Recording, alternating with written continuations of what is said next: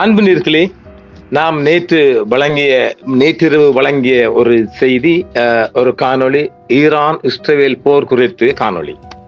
Iran தோல்வி பெறும், மத்திய கிழக்கு அமெரிக்காவின் கட்டுப்பாட்டில் வரும் என்று சொல்லியிருந்தோம் அல்லவா? அதன் பிற்பாடு ஏகப்பட்ட நிலைமைகள் மாறி இருக்கின்றது. பல விடயங்களில் நாங்கள் நேற்று சொல்லியிருந்தோம். அதாவது மொசாட் அணியினர் 100க்கும் மேற்பட்ட மொசாட் அணியினர் ஈரானுக்குள் ஏற்கனவே நுழைந்து விட்டார்கள். அது இப்போது ஈரான் பிடித்து இருக்கின்றது. இதுதான் நாங்கள் இஸ்ரேலின் வெற்றிக்கான முழு காரணம். அதாவது ஈரானை பொறுத்த வரைக்கும் அவர்கள் பாதுகாப்பு விடயத்தில் நிறைய ஓட்டை இருக்கின்றது. பாருங்கள், மிகப்பெரிய உயர் தளபதிகள் 6 பேர் நேற்று இழப்பு, இன்றைக்கு 2 பேர் இழப்பு. இவைகளை பார்க்கும்போது இவர்கள் மூர்க்கத்தனமாக தாக்கலாம், ஆனால் ஒரு அறிவுபூர்வமான அல்லது நுண்ணியமான அல்லது ஒரு ஒரு ஒரு ஒரு நேர்த்தியான இராணுவ திட்டம் இவர்களிடம் இல்லையா என்று எனக்கு தோணுகிறது. ஏனெனில் சாதாரணமாக இந்த இராணுவ திட்டமிடல் என்பதும் மிக பரந்த அளவில் ஈரானிடம் தோல்வி கண்டிருக்கிறேன் தான் நான் சொல்வேன். ஏனெனில் ஈரானிய அதிபர் கொல்லப்பட்டார், பார்த்திருப்பீங்க. அஜர்பைசான் இருந்து வந்த போது தாக்கப்பட்டிருந்தார். ஈராக்கில் உயர் இராணுவ தளபதி இஸ்ராயல் மொசாட் காரணங்களாக சுலைமான் கொல்லப்பட்டிருந்தார். நேற்று கொல்லப்பட்டது, அதாவது ஈரானிய இராணுவத்தை நிலைகுலையும் அளவுக்கு நேற்றைய தாக்குதல், வெள்ளிக்கிழமை தாக்குதல் அமைந்திருந்தது. ஆனால் இன்று அப்படி அல்ல, நிலைமை மாறி இருக்கின்றது. அதை பற்றி தான் நாம் நிறைய ஆராய்வோம். அந்த வகையில் பார்க்கவும் நாம நேற்று சொன்னது போன்று ஏகப்பட்ட, அதாவது 100க்கும் மேற்பட்ட மொசாட் உளவாளிகள், மொசாட் ஏஜென்ட்டுகள் அங்கு உள்ளுக்கு, அதாவது ஈரானுக்குள்ளே இருக்கின்றார்கள். அவர்கள் தங்கள் அந்த டிஃபென்ஸ் பாதுகாப்பு சிஸ்டம் எல்லாம் அவர்கள் அதை ஃபெயிலியர் பண்ண வச்சுக்கிறார்கள் உள்ளுக்கு இருந்தே. அதனால்தான் அந்த அழிவுக்கான முக்கிய காரணம். இது ஒரு பாதுகாப்பு ஓட்டை இல்லையா? அப்ப மிகப்பெரிய படையா இருந்தாலும் அந்நிய சக்தி அல்லது எதிர் சக்திகள் உள்நுழைந்து, அதாவது எதிராளியின் கோட்டைக்குள்ளேயே புகுந்து தாக்குவது என்பது அவங்களுடைய வீக்னஸ். இந்த மாதிரி ஒருபோதும் புலிகள் இடத்தில் அந்த ஒரு தாக்குதல் இடம்பெறவில்லை. புலிகளின் கோட்டைக்குள் இதுவரைக்கும் எந்த ஒரு இராணுவத்தினரும் நுழைந்து தாக்குதல் செய்ததில்லை. ஆனால் இராணுவத்தின் கோட்டைக்குள் தான் புலிகள் மிக அதிகமான தாக்குதலை செய்திருக்கின்றார்கள். அப்ப இந்த நுண்ணியமான தாக்குதலுக்கு ஈரான் இல்லையா? இப்ப அவங்க ட்ரோன்ஸ் மூலம் தாக்கலாம், மிசைல்ஸ் மூலம் தாக்குகின்றார்கள், பல்டெக்ஸ் மூலம் தாக்குகின்றார்கள். அப்ப இதுவில் அந்த தாக்குதலுக்கு அப்பால் நாம் என்ன சொல்ல வரோம் என்றால், இவர்களிடம் இந்த பாலிஸ்டிக் தாக்குதல் என்பது ஒரு நுண்ணியமான தாக்குதல். அப்ப இந்த இராணுவம் ஒரு எவ்வளவு உயர்வாக இருந்தாலும் ஒரு நுண்ணியமான ஒரு நரவுல செய்யக்கூடிய அளவுக்கு அவரிடம் இருக்கின்றது என்றால் எனக்கு அதற்கான விடை இல்லை. அந்த வகையில் பார்க்கின்ற போது கடந்த வெள்ளிக்கிழமை அதிகாலை ஈரான் மீது இஸ்ரேல் நடத்திய தாக்குதலில் 72 பொதுமக்கள் பலியாகி உள்ளார்கள். 320 பேர் இன்னும் சிகிச்சை காயப்பட்டு ஐசியு எல்லா இடங்களும் காயப்பட்டிருக்கிறார்கள். அந்த 320 பேர் இன்னும் அந்த பலி எண்ணிக்கை அதிகரிக்கலாம். அந்த ஆர்மி நாம நேற்றே சொன்னமில்லை, ஆர்மி கமாண்டர்ஸ்கள் உட்பட 2 சயின்டிஸ்ட்கள் என்று அதன் பின்பு ஏகப்பட செய்து இன்றைக்கும் உயர் ரக இராணுவ அதிகாரிகள் 2 பேர் கொல்லப்பட்டிருக்கிறார்கள். அதன் பின்னர் இன்று அதிகாலை ஈரான் நடத்திய பதிலடியில் இஸ்ரேல் தலைநகர் டெல்லி இன்னும் பற்றியிருக்கின்றது. அது பற்றி நான் பின்னுக்கு பார்ப்போம். அதற்கு முன்னர் ஈரானிய சுப்ரீம் லீடர் அலி கொமேனி அவர்கள் இன்று காலை கடும் ஆக்ரோஷமான ஊடக அறிக்கை கொண்டே விடுத்திருக்கின்றார். யூதர்கள் மிகப்பெரிய தவறை செய்து விட்டார்கள், இப்போது அவர்கள் தங்களது உயிர்களை காப்பாற்றிக் கொள்ள ஓடிக்கொண்டிருக்கின்றார்கள். நாங்கள் நிச்சயம் பழி வாங்கியே தீருவோம். ஈரானியர்கள் சிந்திய இரத்தத்திற்கு உரிய பதிலடி கொடுப்போம். எங்களது பதிலடி மிகவும் தீவிரமாகவும் ஆக்ரோஷமாகவும் இருக்கும். யூத படைகள் ஒரு சாத்தானிய படைகள், ஒரு பேய்கள் போன்ற படை. இந்த பேய் படைகளை அழிக்க பின்வாங்க மாட்டோம். அவர்களுக்கு நாங்கள் இரக்கம் காட்ட மாட்டோம். அவர்களை அழித்தே தீருவோம் என்று சுப்ரீம் லீடர் மிகவும் ஆக்ரோஷமான ஊடக அறிக்கை ஒன்றை கொடுத்தது. இன்று உலக பரப்பில் அது ஒரு பேசு பொருளாகவும் எல்லா உலக கண்களும் ஈரானின் மீது பார்வையை செலுத்தி இருக்கின்றது. அதன் பின்னர் தான் டெல் அவி மீது ஈரானின் தாக்குதல் ஆரம்பமானது. இன்று காலை முதல் தொடர்ச்சியாக 10 மணி நேரம் தாக்கல் நடைபெற்றுள்ளது. இஸ்ரேலின் தாக்குதல் என்பது சுமார் 300க்கும் அதிகமான மிசைல் ட்ரோன்ஸ் அட்டாக் ஈரான் செய்திருக்கின்றது. இது ஈரானின் ஒரு திருப்பு முறையாக பார்க்கப்படுகின்றது. நேற்று ஜோர்தானில் அவங்கள விமான நிலையங்களை மூடி ஈரான் கொடுக்கின்ற ட்ரோன்ஸ்களை எல்லாம் ஜோர்தான் சுட்டு வீழ்த்தியது.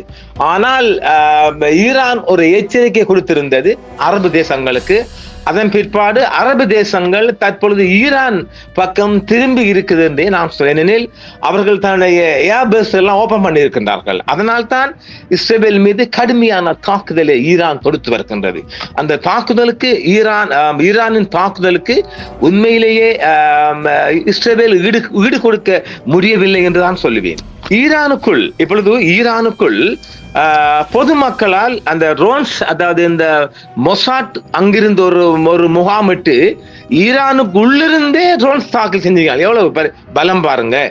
ஈரானுக்குள்ளே அவனுக்கு ஸ்பை எல்லாம் புகுந்து முகபர்கள், அவர்கள் ஈரான் முகபர்கள் மன்னிக்கவும் மொசாட் ஏஜென்ட்கள் எல்லாம் உள்புகுந்து ஈரானுக்கு உள்ளிருந்து கண்டெய்னர் மூலம் எல்லாம் வைத்து ரோன்ஸ் தாக்குதல் நடைபெறுது. ஒரு பில்டிங்கின் ஒரு அபார்ட்மெண்டில் இருந்து ஏராளமான ட்ரோன்ஸ்கள் ஈரானுக்குள்ளே தாக்கல் செய்திருக்கின்றது. இதை பொதுமக்கள் பிடித்து ஈரானிடம் காட்டி இருக்கின்றது. ஏராளமான மொசாட் ஏஜென்ட்களும் மொசாட் ஸ்பைகளும் கைது செய்யப்பட்டிருக்கின்றார்கள். அது உள்ளூர் ஸ்பை அண்ட் மொசாட்காரங்க ஆயுதத்துடன் கைது செய்யப்பட்டிருக்கிறார்கள். அவர்கள் தற்பொழுது மறைமுகமான இடங்களில் வைத்து விசாரிக்கப்பட்டு வருகின்றார்கள். இந்த மொசாட் ஏஜென்ட்கள் மூலம்தான் இவங்கள் ஈரானின் டிஃபென்ஸ் சிஸ்டம் எல்லாம் சிஸ்டம் இயங்காமல் போயிருக்கின்றது. அதாவது இவங்களோட அசஸ்மெண்ட் அப்படி ஆகியிருக்காது. அதற்கு ஒன்றும் பண்ண முடியாது. இஸ்ரேலின் அயர்ன் டோம் ஃபுல்லாக ஃபெயிலியர் ஆயிருக்காது. ஏனெனில் தொடர்ச்சியாக மிசைல்ஸ்கள் வருகின்ற போது அது வந்துகிட்டு இஸ்ரேலால் தாக்கு பிடிக்க முடியவில்லை. அயர்ன் டோமையும் தாக்கி மீறி இந்த தாக்குதல் நடைபெற்றிருக்கின்றது. இஸ்ரேலின் F-35 பிளைட்ஸ் 2 சுட்டு வீழ்த்தப்பட்டிருக்கின்றது. அதில் இருக்கின்ற ஒரு பெண் ஒரு லேடி பிளைட்டர் கேப்டனும் கைது செய்யப்பட்டிருக்கின்றார். ஒரு ஆணும் கைது செய்யப்பட்டு இஸ்ரேலியர்கள் கைது செய்யப்பட்டிருக்கிறார்கள். அது ஸ்ட்ரென்த் அப்படியாக அமைஞ்சிருக்கின்றன நினைக்கிறேன். அது 2ம் ஷூட் செய்யப்பட்டு 2 பேரும் உயிருடன் பிடிக்கப்பட்டிருக்கிறார்கள். ஒரு பெண் விமான ஓட்டியும் அடங்குகின்றார். இப்படியாக ஈரானின் குரூஸ் மிசைல் கூட தாக்குதல் அதிகமாக ஈடுபடுத்தப்பட்டிருக்கின்றது. நாம் இன்னும் ஒரு விடயத்தை சொல்ல போகின்றோம். என்னென்ன, இப்பொழுது அமெரிக்கா அவசரமாக அந்த பாதுகாப்பு, அதாவது அவங்களுடைய அந்த நேட்டோ நாடுகளை கூடுவதற்கான ஒரு ஒழுங்கு ஒன்றை செய்து கொள்ள போகின்றது. நேட்டோ நாடுகளில் அமெரிக்காவுடன் துணை நிற்குமா என்பதும் ஒரு கேள்விக்குறி இங்கு இருக்கின்றது பெருமளவில். ஏனெனில் நேட்டோ நாடுகளுக்குள் ஒரு குழப்பம் வந்து இருக்கின்றது. இப்ப நேட்டோ நாடுகளை நாம் எடுத்துக்கொண்டால் யூகேயும் பிரான்சும் இந்த ஈரானுக்கு எதிரான தாக்குதலில் நாங்கள் கலந்து கொள்ள மாட்டோம் என்று சொல்லுகின்றது. நாங்கள் ஒருபோதும் ஈரானுக்கு எதிராக நாங்கள் செயற்பட போவதில்லை என்று சொல்லுகின்ற போது நேட்டோ நாடுகளுக்குள்ளும் ஒரு குழப்பம் வரப்போகிறது. இந்த நிலைமைகளையும் நாம் பார்க்கின்ற போது இன்னும் 5 நாளோ 10 நாளோ இந்த யுத்தம் நீடிக்க வாய்ப்பு இருக்கிறது. தொடர் தாக்குதல்கள் 2 பக்கத்தாலும் அதிகரித்திருக்கின்றது. அதாவது இப்பொழுது டெல் அவிவ் மட்டுமல்லாமல் மற்ற புறநகர் பகுதிகள் அளிக்கப்பட்டிருக்கிறது. இஸ்ரேலின் ராணுவ தலைமையகம் முழுதாக காலி செய்யப்பட்டிருக்கிறது. இன்று காலை டெல் அவிவில் ஷப்ரமான் ஏரியா முனிசிபல் ஏரியா முற்றுமாக கொஞ்சம் புறநகர், டெல் அவிவிலிருந்து கொஞ்சம் தூரம் ஷப்ரமான் ஏரியா முழுதாக அழைக்கப்பட்டிருக்கிறது. அங்கு உள்ள முனிசிபல் மேயரும் அது குறித்து உறுதிப்படுத்தியிருக்கின்றார். 200க்கும் மேற்பட்ட பில்டிங்கள் ஃபுல் டிஸ்ட்ராய்ட்ஸ் முழுதாக தாக்கி அளிக்கப்பட்டிருக்கின்றது. அதாவது நாம் இந்த பாலஸ்தீன்ல சில பில்டிங்கள் பார்ப்போம் இல்லையா, அழிக்கப்பட்ட பில்டிங்கள் பாலஸ்தீன், அப்புறம் லெபனான்கள் எல்லாம் பார்த்தோம் இல்லையா, அதே போன்று முழுதாக டெல் அவிவ் பற்றி எரிகின்றதுடன் இந்த ஷப்ரமான் சிட்டி முழுதாக பற்றி எரிந்து அழிக்கப்பட்டிருக்கின்றது. அத்தனையும் டிஸ்ட்ராய் பண்ணப்பட்டிருக்கிறது. 150க்கு மேற்பட்ட மிசைல்ஸ் தாக்கி உள்ளது. அதாவது இச்சிபனோவா ஹாஸ்பிட்டலில்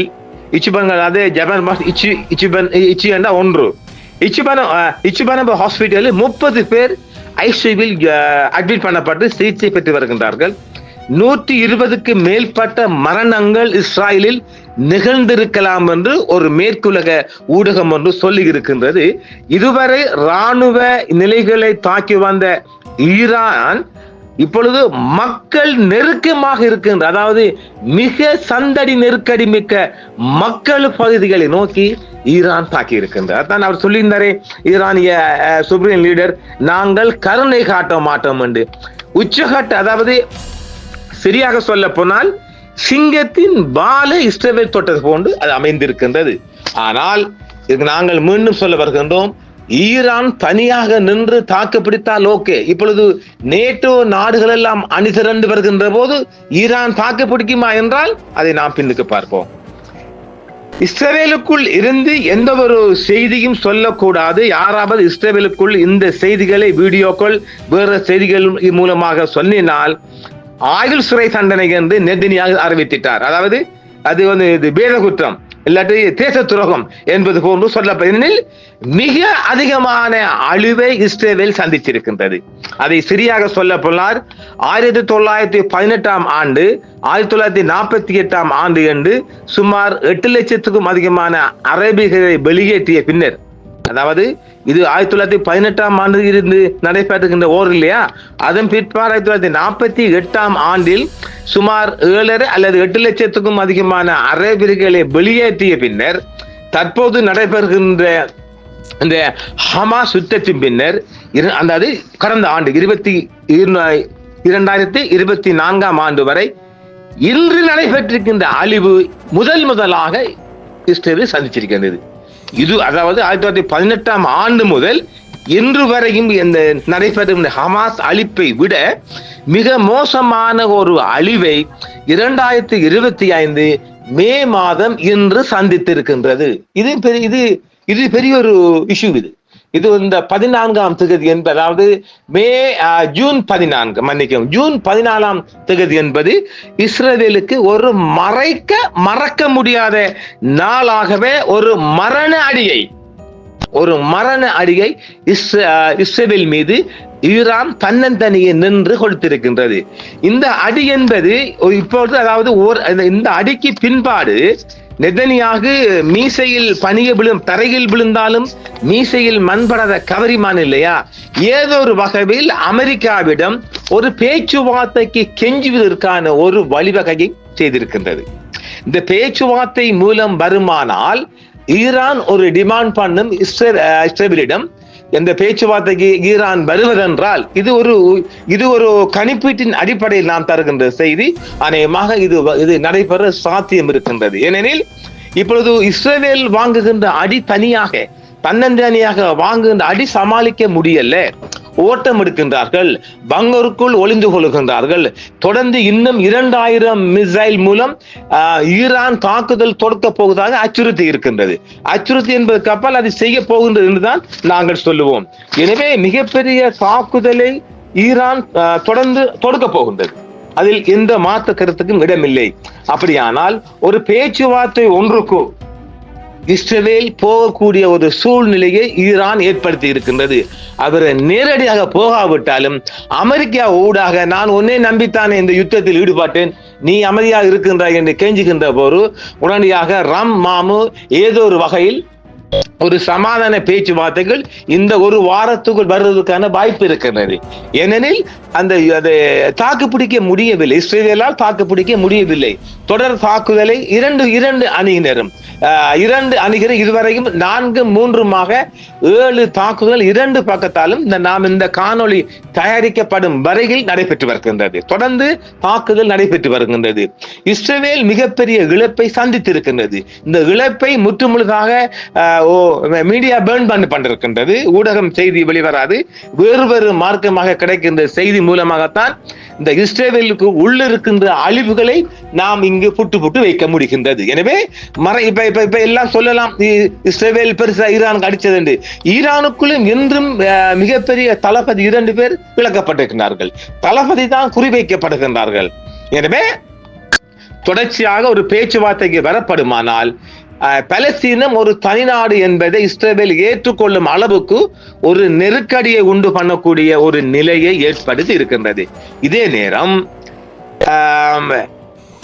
பென்குரியன், அதாவது பென்குரியா ஏர்போர்ட், அதாவது இந்த இஸ்ரேலின் பென்குரிய ஏர்போர்ட் முற்றுமுழுதாக காலி. இன்னொரு, அதாவது டெல்லாவிக்கு அடுத்த ஏர்போர்ட்டாக பென்குரியா ஏர்போர்ட் ஒன்று முற்றுமுழுதாக டிஸ்ட்ராய் பண்ணப்பட்டிருக்கிறது.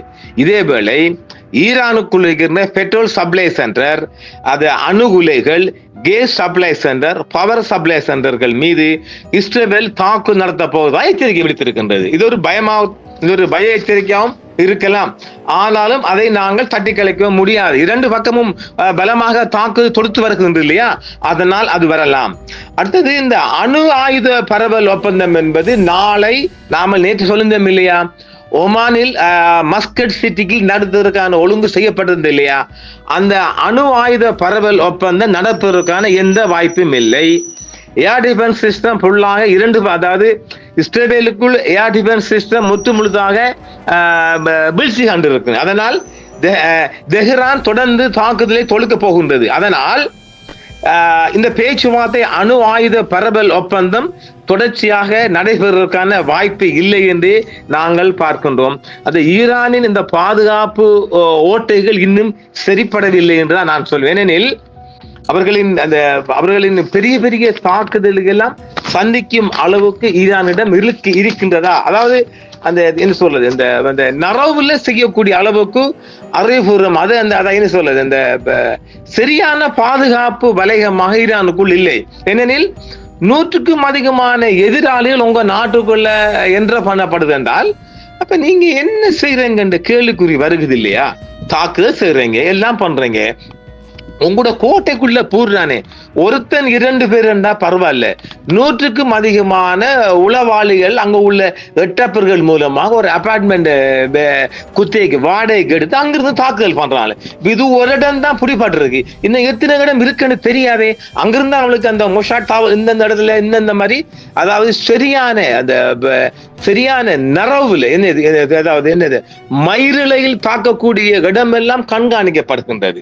அந்த மாதிரி தான் இந்த பெரிய பெரிய தளபதிகள் எல்லாம் கொல்லப்படுகின்றார்கள். அப்ப ஆக இன்னும் 100க்கும் அதிகமான உளவாளிகள் கைது செய்யப்பட்டாலும் அது ஒரு இடத்தில் இருக்க மாட்டார்களே என்று, அது பரந்த ஊர். அது இஸ்ரேல் மாதிரி சிறிய ஊர் இல்லையே, சுண்டகா நாடு இல்லையே, பரந்த இடங்களில் எந்தெந்த இடங்களில் இவர்கள் இருக்கின்றார்கள் இன்னும் சரியா கண்டுபிடிக்கப்படவில்லை என்றால் இது மிகப்பெரிய பாதுகாப்பு ஓட்டை.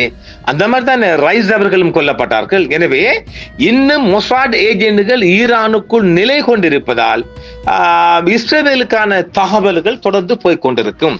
எனவே மிக அதிகமான இழப்பை தற்போது இஸ்ரேல் சந்திச்சிருக்கின்றது.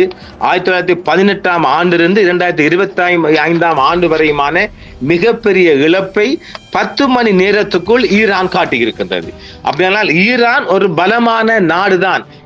அதாவது இந்த நேட்டோ நாடுகளுக்குள் ஒரு குழப்பம் வரவில்லை என்றால் ஈரான் சந்தியனாயிரும். ஈரான் சந்தியனாகிறது மட்டுமல்ல, மற்ற அரபு நாடுகளும் ஈரானுக்குள் சரண்டர் ஆகக்கூடிய வாய்ப்பு இருக்கின்றது. நாம நேற்று சொன்னமில்ல, மத்திய கிழக்கு அமெரிக்காவில் சரண்டர் ஆகலாம் என்று. இல்லை, இதே அளவுக்கு தனியாக நின்று இஸ்ரேலுக்கு யாரும் உதவிக்கு வராமல் தன்னந்தனியாக தாக்கு பிடிக்குமானால் நிச்சயமாக இஸ்ரேலால் முடியாது. ஆனால் ஒருபோதும் அமெரிக்கா இஸ்ரேலை தன்னந்தனியாக விடாது. என்ன விலை கொடுத்தும் அமெரிக்கா தந்த படைகளை கொடுக்கும். அப்படியானால் ஒரு அணு உலை தாக்குதலுக்கும் ரெடியாகலாம். ஒரு நியூக்ளியர் அட்டாக் கூட நடக்கலாம். ஏனெனில் ஈரான் உச்சகட்டமாக வந்துடுச்சு. அப்படியானால் இப்படி ஒரு நிலையில் அமெரிக்கா கூட கை கொடுக்கவில்லை என்றால் அமெரிக்கா சில நேரம் நிலைமைகளை பார்த்து, ஏனெனில் நேட்டோ நாடுகளுக்குள் இப்ப ஒரு பிளவு வந்திருக்குது. பிரான்சும் யூகேயும் நாங்கள் ஈரானுக்கு எதிராக களமிறங்க மாட்டோம் என்று நேட்டோ அங்கத்துவ நாடு குறிப்பி சொல்லி, அப்ப யூகே சொல்லுவதால் யூகேக்கு பக்கத்தில் ஜெர்மனும் பின்வாங்கலாம். அப்ப நிறைய நாடுகள் பின்வாங்க போனால் அமெரிக்காவும் பின்வாங்கலாம். அப்படி ஒரு பின்வாங்கு நிலை ஏற்பட்டால் இஸ்ரேல் தன்னுடைய கையில் முதலாக முந்திக் கொண்டு அணுகுண்டை கையில் எடுக்கும். நல்லா குறித்து வைத்துக் கொள்ளுங்கள். ஏனெனில் இதைத்தான் நான் பாகிஸ்தான் இந்தியா ஒரே நாள் யுத்தம் 3 மணி நேர யுத்தத்தில் சொல்லியிருந்தோம். சின்னஞ்சிறிய பாகிஸ்தான் நாடு உடனடியாக அணுகுண்டை கையில் எடுத்தது. அதே போன்றுதான் இஸ்ரேல் சுண்டக நாடு, சிறிய நாடு, வேறு வழி இல்லை, யாரும் கை கொடுக்கல வேண்டால் நாம் அழிந்தாலும் பரவாயில்ல, முழு இஸ்ரேல்காரன் ஒளிந்து போனாலும் பரவாயில்ல, ஒளிக்கட்டும் முந்திக் கொள்வோம் என்று சக்தி வாய்ந்த அணுகுண்டுகளை ஈரான் மீது இஸ்ரேல் போடுவதற்கான வாய்ப்பு இருக்கின்றது. இது சில வேளை ஈரான் முந்திக் கொண்டு போனால் அணுகுண்டை நீதான் முந்திக் கொண்டு போன மற்ற ஏனைய நேட்டோ நாடுகள் ஈரான் மீது ஒரு கோப பார்வைக்கு வரலாம். அதனால் ஈரான் அவசரமாக அணுகுண்டை கையில் எடுக்காது. இப்ப இஸ்ரேல் தான் முந்திக்கொண்டு அணுகுண்டை கையில் எடுக்க ஒரு தேவை இருக்கின்றது. ஏனெனில் தாக்குப்பிடிக்க இயலாது. பல பக்கத்தாலே மும்முனை தாக்குதல் விரிவடைந்திருக்கின்றது. இப்ப நாம் இந்த காணொளி தயாரிக்கப்படுகின்ற போது கூட தாக்குதல் அதிகரித்திருக்கின்றது. ரெப்ளிகேஷன், நீ அடிச்சா நான் ரெப்ளிகேஷன், ரெப்ளி இதே மாதிரி ரெப்ளி தொடரும். இது ஒரு 7-10 நாளுக்கு தொடரும். இஸ்ரேலிடம் ஆயுதங்கள் முடிகின்ற போது அமெரிக்கா கை கொடுக்கும். இப்போது அமெரிக்கா தந்த படைகளை உஷார்படுத்தி வருவதாக இந்த காணொளி தயாரிக்கின்ற போது எமக்கு செய்தி எட்டு இருக்கின்றது. இது பார்ட் 2 நாங்கள் பார்ப்போம். பார்ட் 3 நாங்கள் தர வேண்டி இருக்கின்றது. வெளிவராத எல்லோரும் தருகின்றால் தானே இப்ப எல்லா பக்கம் செய்தி வருகிறானே. நாம் வெளிவராத செய்திகளையும் ஆய்வு ரீதியாகவும் சில நடக்க போற விடயங்களை மாத்திரம்தான் நாங்கள் கொடுக்கின்றோம். ஏகப்பட்ட அழிவுகள் பின்னால் வருகின்றது.